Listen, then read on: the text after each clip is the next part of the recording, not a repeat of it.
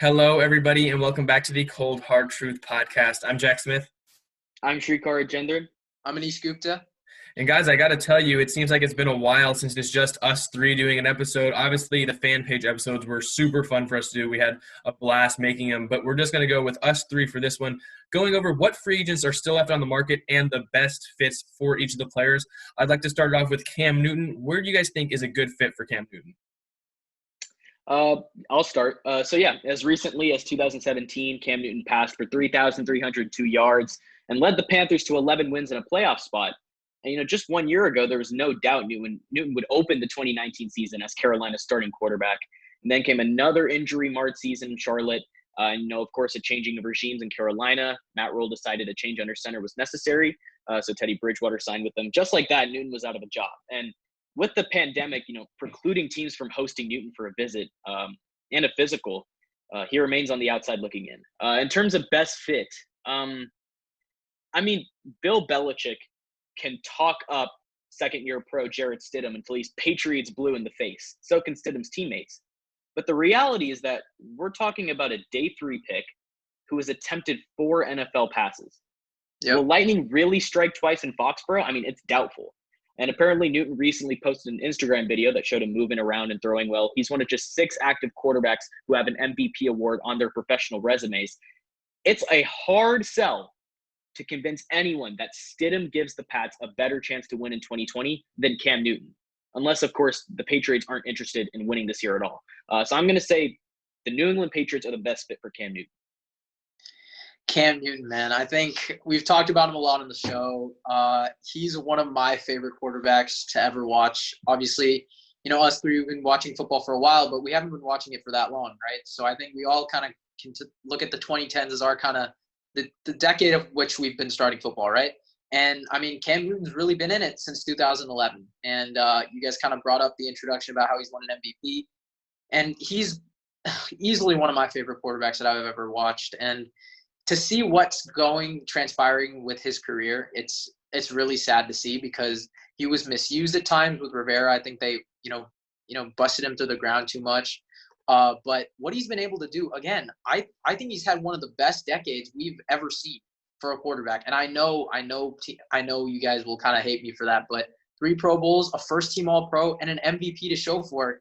And he's really taken this league by storm, right? Like, first year he came in, 35 total touchdowns, 4,000 yards, right? He's been the Panthers' sense of hope, right? A team that's been there since 1995, has not had much. They made a Super Bowl with Steve Smith literally putting the team on his back. Since then, really haven't done much, and Cam Newton was their sense of hope. They had their defense. They had their running game with Stewart and D'Angelo Williams, but Cam Newton was the force driving it. And now it just really sucks, right? The first 2 games he played, no passing touchdowns. I believe he had, I think it was like 3 picks or something like that. And obviously 0-2 record to show for it. But that being said, I think he just needed a culture change. And I think him being on the open market is just an absolute travesty. I think he's had more success than 99% of quarterbacks will ever have in this league. I still think he's had a better career than Andrew Luck. I know Jack probably disagrees, but I think Cam Newton is up there with some of the best quarterbacks we've seen in the last 10 years. And I think Shrikar brought a great point with the Patriots being the best fit, and that is my pick too. I know I don't like to agree with y'all, but I think that is a very good assessment of where he should be. You said it perfectly. Stidham is a day 3 quarterback. We haven't seen him enough. Those 4 passes, they didn't really show me much. He hasn't done well in the preseason. But that being said, I trust Bill Belichick, and I think if he takes a chance on Cam Newton, I think it'll pay off dividendly. I think Cam Newton knows how to run an offense. He knows how to get the team going. He's a true leader. All his teammates have loved him. I haven't met a single teammate that has, hated Cam Newton, right? And you might question his character sometimes, like with bragging and stuff like that, but he's not the egotistical guy. He's not going to ask for more snaps under center, more passing downs. He's not going to ask for any of that. He knows where his role is. Obviously, and I think it's fair for him to say, hey, I deserve a job in the NFL. I deserve a starting job. And that's a fair assessment after, what we've seen him do. So I think the Patriots are a great fit because right now I see this team, they could be 6-10, they could be 10-6, right? I think we all can agree there. We really don't know where this team is going. They still have one of the best defenses in the NFL, right? With or without Kyle Van Noy and all these other guys, Jamie Collins or not, you still got to give credit to their secondary, which they've kept intact. And I think with a quarterback there in Cam Newton, who we need to see his throwing. I think and it sucks, but we have to just see his arm. And physicals or what he's showing on his Instagram, it's just not enough. And I'm the first to tell you that because for me at least, I need consistency. I didn't believe in Patrick Mahomes until he proved me wrong and won a Super Bowl. There's a lot of stuff I need to see from quarterbacks, especially because that's your team right there. So while it is sad that he's not on a roster, which he should be, he should still have a chance to prove himself. And I think the Patriots would be a great place for him to do that. I really didn't think we'd start off the episode with a clean sweep. I mean, I had the Patriots too. I think it's just kind of heartbreaking seeing what Cam Newton's had to go through. Such a promising talent that injuries just caught up with him. His play style, I mean, he puts it all out on the line, unless it's the fumble in the Super Bowl, but we won't mention that. But he puts it all out on the line, and he goes so hard that I think it caught up with him. And we saw what it did to his arm and just his body in general. It started to break down. It's for a player like him, the way he plays, it was kind of destined to happen. It still hurts to see, though, because he was one of the most talented quarterbacks of the decade and of all time, in my opinion. But I think the Patriots would be a good fit. I'm not sold on Jarrett Stidham. I was watching Colin Cowherd the other day, and I think he brought up a great point that Bill Belichick was not scared to move on from Brady when it was Garoppolo. There were talks that Garoppolo would take over the job from Brady, and that's when Brady was coming off an MVP. Now Brady's got one of the worst seasons of his career, and if Jarrett Stidham was so great, why were there no rumblings of him maybe coming for Brady's job? I think that was a great point that he made. Coward makes some interesting points sometimes, but I think that was one of the few good things that he's had that I've seen. So I really respected that, and I kind of agree with it. If Stidham was so great, why were there no rumors that he'd take Brady's job? Because it's obvious that the Patriots will play whoever's the better player. So I'm not sold on Stidham, and I think Newton could come in there and be a starting quarterback, and he could turn that team into that 10-16 that you were talking about. So Cam Newton is probably the most polarizing player left on the market, but we go to the defensive side of the ball, and maybe the most polarizing defensive player, Jadeveon Clowney, come off a disappointing season with the Seahawks, to be completely honest. Numbers-wise, not impressive, but he's still one of the more talented defensive linemen or pass rushers we've seen in the draft in forever. So where do you guys think would be a good fit for Jadeveon Clowney? Yeah, I mean, it's crossroads time for Clowny. In 2014, Clowny was the number one pick in the draft, a ridiculously athletic edge rusher who was on the giving end of maybe the biggest hit in college football history. Like, admit it, you thought Vincent Smith's head was still inside his helmet when it popped off. However, things haven't gone according to plan in the NFL. There have been flashes. I mean, Clowny has emerged as a ferocious edge setter against the run, and he made 3 Pro Bowls, but the big-time sack numbers just haven't been there. And Clowny has missed games with assorted injuries in 4 of his 6 seasons. You know, you add those injury concerns and teams' inability to examine Clowny to his robust, albeit reduced contract demands, and you have a perfect storm that has basically left one of this year's top defensive free agents still looking for work. In terms of best fit, it's tempting to list the Seattle Seahawks here. They desperately need edge rush help, and they haven't closed the door on bringing Clowny back. But, you know, while that door may not have closed yet, reports have been saying it's swinging in the wrong direction. So my pick, with just under $21 million in cap space, I'm going to say the Tennessee Titans. They have the wiggle room to bring in Clowny on a short-term deal. The team needs help on the edge, especially in run defense, and there's a level of familiarity between player and team. Titans head coach Mike Vrabel was Clowney's position coach for 3 years and the defensive coordinator for a year in Houston when Clowney was there. So I'm going to go with Titans. Jadeveon, I actually disagree with kind of the take on him having a bad year. I think he played 13 games, started 11. While the sack numbers weren't as good, QB pressures were insane. And again, my thing is how you play in big games, right? The Niners' first loss, Jadeveon Clowney was everywhere, racking up a forced fumble over there. He had a lot of QB pressures on Jimmy G. And ultimately, that caused Seattle to come back in the game and ultimately win it, right, in overtime. So my thing is, Jadeveon Clowney didn't have the numbers. Honestly, he hasn't really been putting up statistical nightmare numbers for a defensive end / outside linebacker that we've expected from him as the number 1 pick. But, I mean, for a guy, like for a general NFL player, I think without the number 1 pick standards, I think he's been pretty good, right? Racking up 3 Pro Bowls. I know they don't mean as much, but I think he's been pretty solid. And while he's not worth the money that he's asking, I think we can all agree there. I think he's a solid defensive end and an outside linebacker that really thrived with being with J.J. Watt. And even without him, keep in mind, J.J. Watt was in and out of the lineup the last 2 years he was in Houston. He still put up big numbers, right? So if you look around the NFL, there are a lot of teams that are going after him, right? I think the Eagles, Titans, and Browns have all kind of shown interest in him. Obviously, the Browns and Titans have shown the most. And I think the Titans would be a great fit, like you mentioned, Shrikar. I'm also going to throw in my Browns as another great fit because just imagine him alongside Myles Garrett, right? I think they're going to still try and keep Olivier Vernon because the Browns do have the most cap space in the NFL still, which is pretty amazing to me. But they still have Ogunjobi, Sheldon Richardson. That is a very, very scary D-line. Now, while they're not as young as San Francisco, they have as much experience and as much talent there that could be just as potent, right, and just as impressive as San Francisco was last year. While the Browns did make a very generous offer, obviously we all know Jadeveon Clowney declined it, but I think his fit there would be very, very good. Even back in Seattle would be a good fit. Obviously, like you said, the contract, it's not looking good so far, but he's a very talented player, and in the right system, he could do really great things. My only thing is his off-the-field issues. Not really off-the-field issues, but his character. Like, he's a pretty dirty player. We've seen some dirty hits this past year, especially the one on Carson Wentz. I was very mad about that, that he didn't get fined. He didn't really suffer any punishment for it, which I think was really concerning considering how strict the NFL was on Myles Garrett. I thought they had established themselves as saying, okay, we are not going to approve of these hits, especially on a quarterback. And it just seems like Carson Wentz just always gets the short end of the stick. We can talk about Wentz later, but, you guys know I'm a huge fan of his game. And I think he kind of just gets robbed sometimes. But I think Jadeveon Clowney is a good player. Just he's got to get his head in the game a little bit more.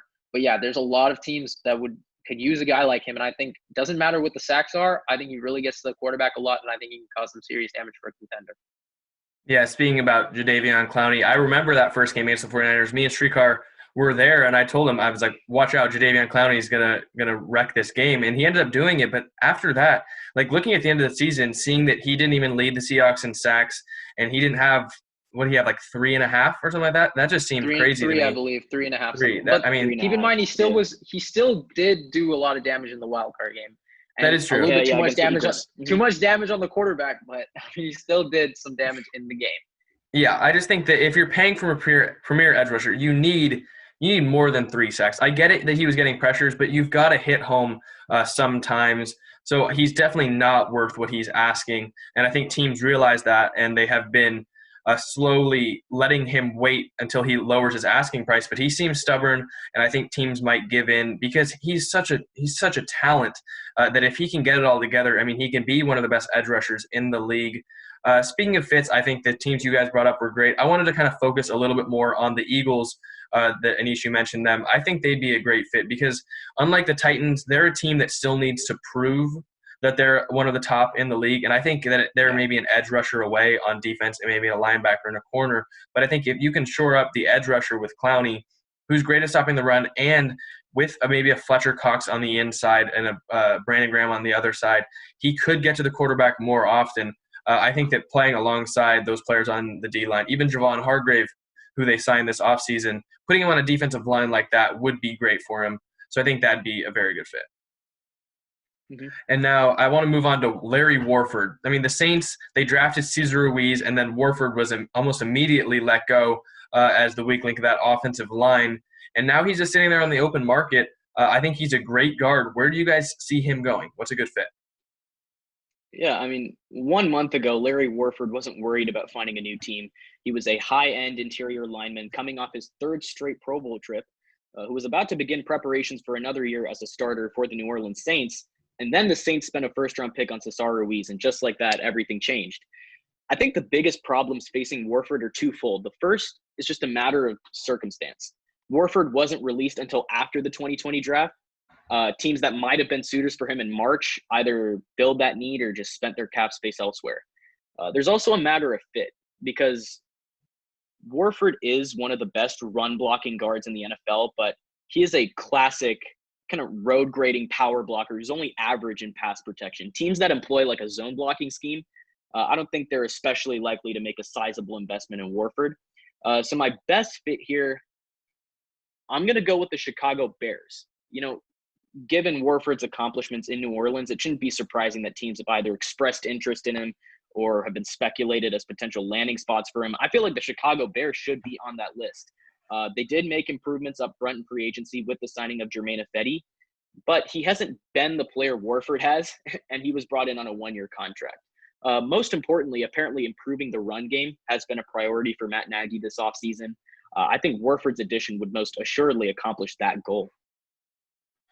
Okay, you got to stop stealing my thunder, man. I thought the Bears would be a great fit for Warford. I was gonna say, I was talking with Chris, who was on the show a few episodes ago. I think Larry Warford would be great there. But that being said, to touch on Warford a bit, obviously a 3-time Pro Bowler, one of the better guards we've had in the NFL.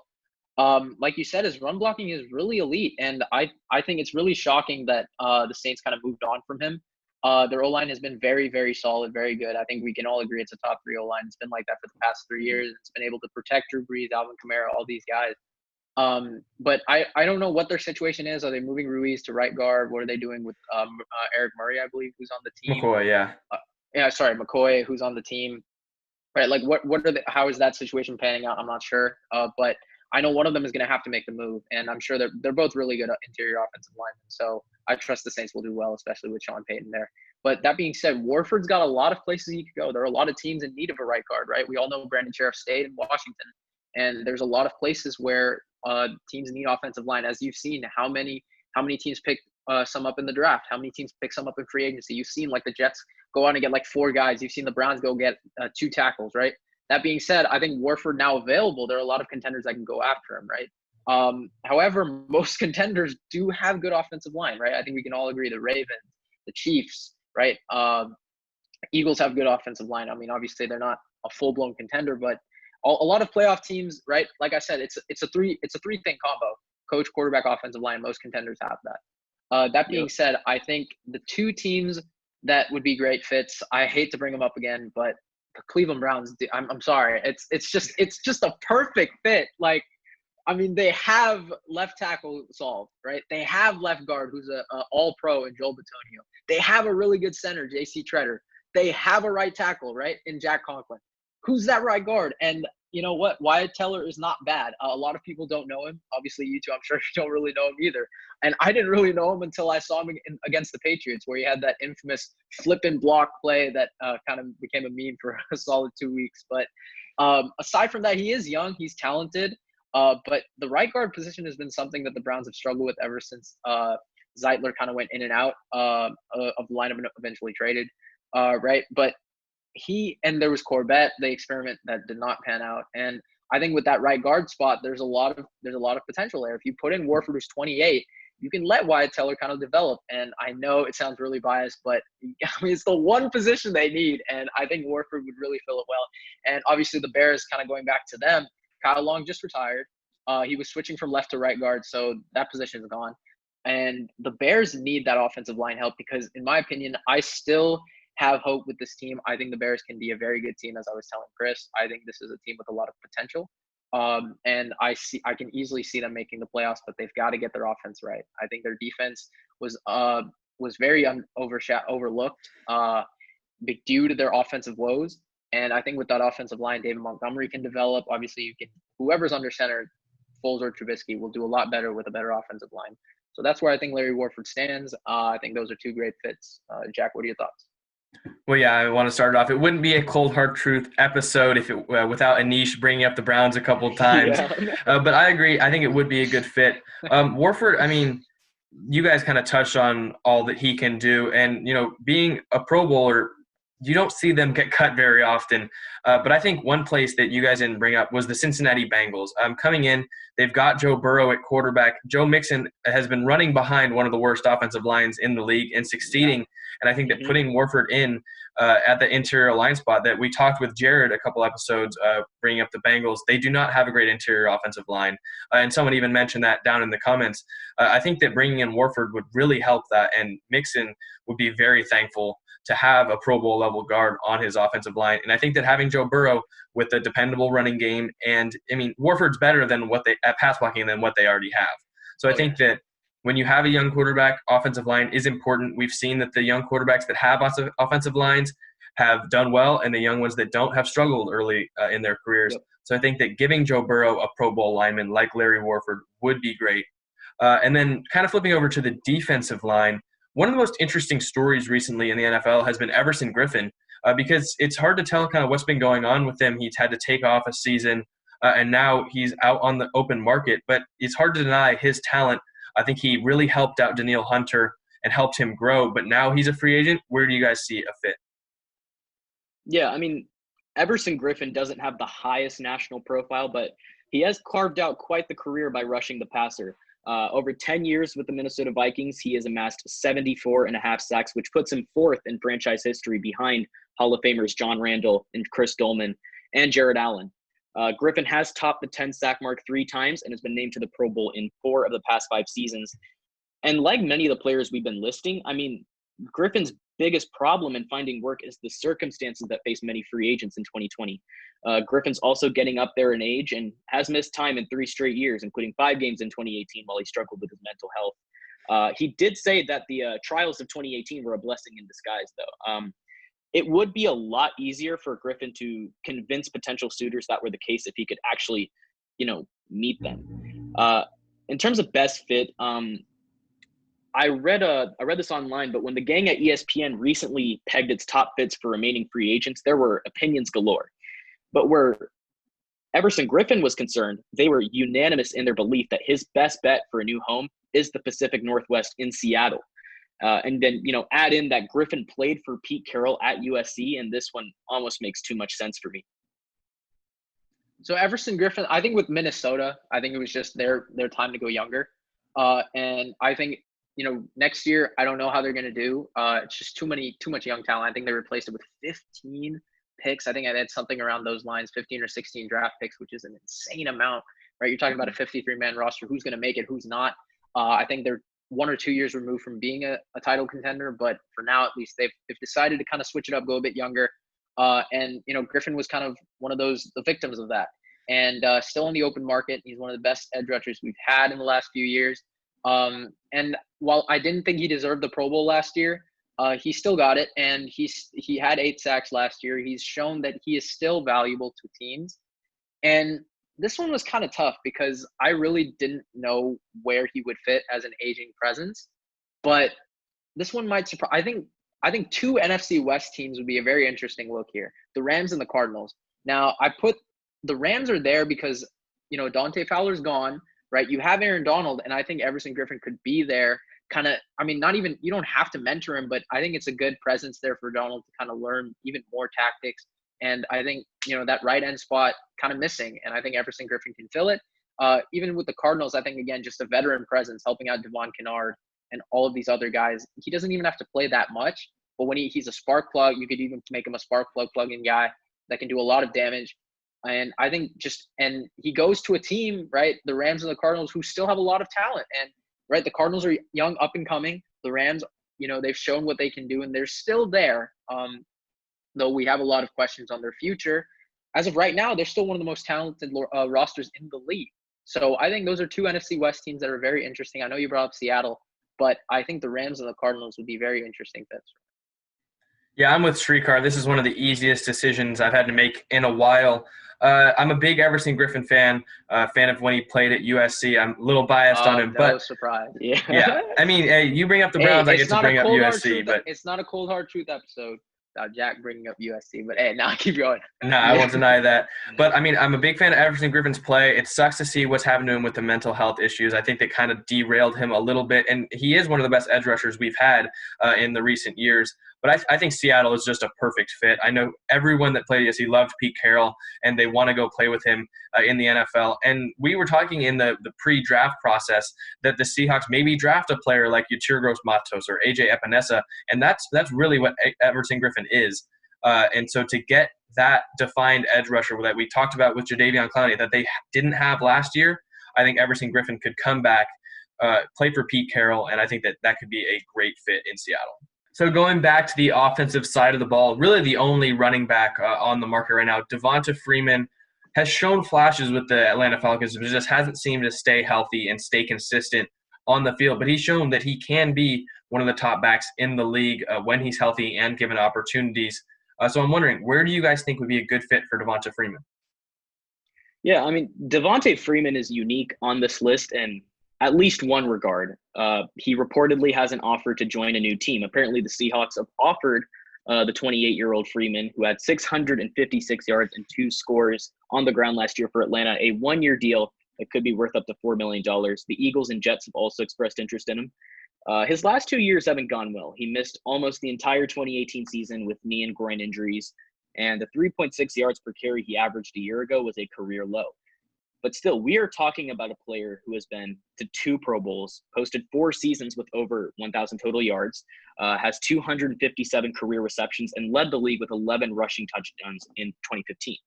I mean, if Freeman can recapture even part of that form, he could offer quite a bit in 2020.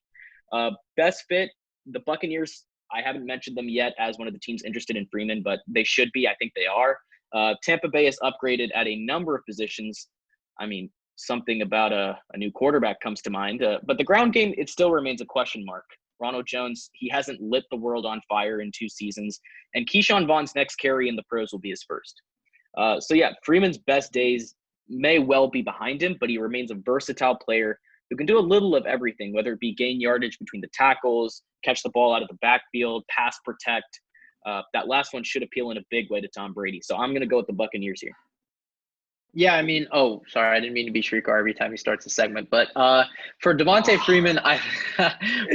Freeman, he's one of my favorite backs that I've watched. Obviously, I haven't been watching football for that long, so the running backs that I've seen, I think Freeman has been one of the most electric ones I've seen, actually. And while he hasn't regained form in a very, very long time, he's shown sparks, and I think, especially with the Falcons, with the 2 running back set, with him and Coleman, that was very deadly and very key to their Super Bowl run in 2016 to 2017, right? And we haven't really, since that Super Bowl run, Atlanta really hasn't done anything that relevant except get to the divisional round the year after.